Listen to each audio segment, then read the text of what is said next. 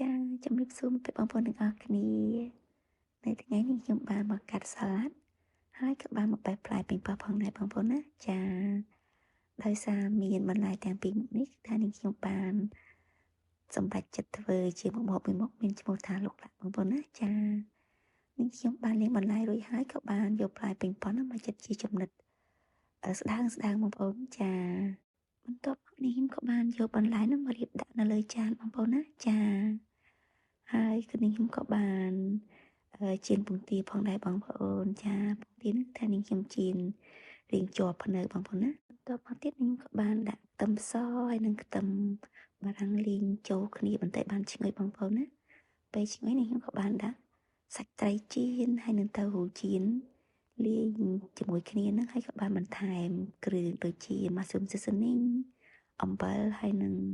ម្រេចព្រមទាំងទឹកស្អុយផងដែរបងប្អូនខ្ញុំក៏បានដាក់ទឹកម្សៅឆា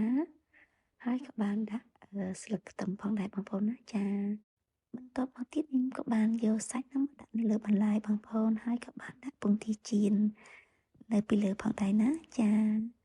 នេះគឺជាលុកលាក់របស់នាងខ្ញុំបងប្អូន